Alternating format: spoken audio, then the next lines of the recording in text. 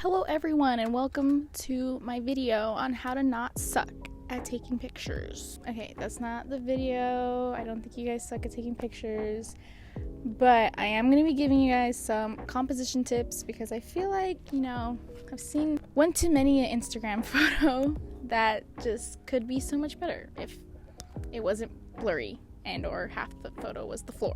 So if you want to get better at taking photos, I've put together a list of composition tips that I think everybody can learn from and that everybody needs to know in order to improve their photography skills.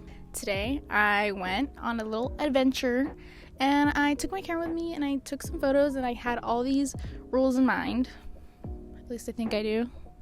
I really just took a bunch of photos, so I'm going to show you guys the photos I took and basically break down the 5 rules that I constantly keep in mind when I take photos.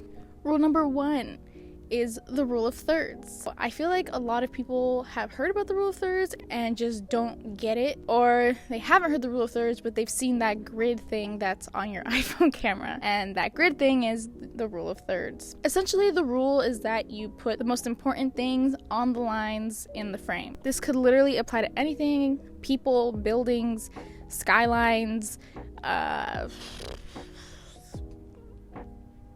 dogs, I don't know. And then obviously you don't need to follow the rule of thirds, but honestly, look at a lot of professional photos and I think you will notice that a lot more photos follow the rule of thirds than you would even expect. Like, you could probably look at like 80% of photos, and if the subject isn't directly in the center of the frame, the photo probably follows the rule of thirds. Number 2 is leading lines. Leading lines are exactly what they sound like: lines that lead to your subject. The point of leading lines is to have something to point the eye of the viewer to your subject. Basically mean like, hey, this is the subject. I kind of have some right here with this thing. The grass right now is sort of acting like leading lines to me because they kind of point up to the center of the frame, and that's where I'm standing. The most common form of leading lines would be like streets and walkways. Staircases are a really good example for this, and the railings and just the stairs in general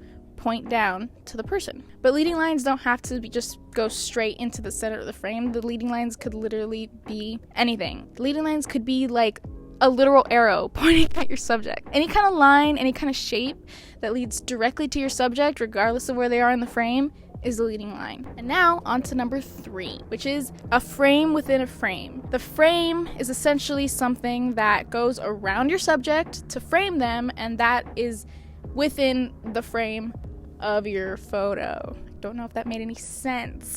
4, which is not necessarily a rule, but it's sort of like a tip. Try to move things that are behind your subject, if that makes sense. Like if you're shooting up at somebody and there's like a lamppost sticking out of their head because it's behind them, try to like kind of move the angle a little bit so that way it doesn't distract too much from your subject. You don't want them to get lost in the background or anything else.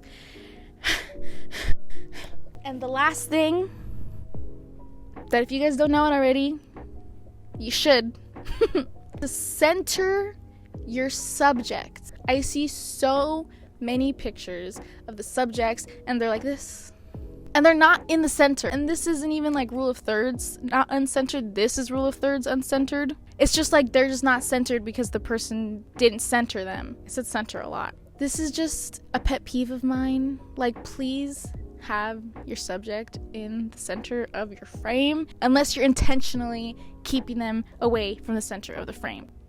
They should be in the center. I'm sorry. Like, they shouldn't accidentally be a little bit off unless it's on purpose. But if it's an accident, I'm sorry, I'm gonna kick you. Anyway, I like following these rules because when you keep them in mind, you find so many more places to take pictures of. With these rules in mind, it kind of enhances your eye for photos and you can take pictures in a lot more places than you would even think of. Honestly, they do really make a difference. I hope these tips are helpful. I hope I made sense. And I hope this helps you think a little bit more about what you take pictures of. And hopefully the outcome is more creative, more interesting photos. See you guys next time. Peace.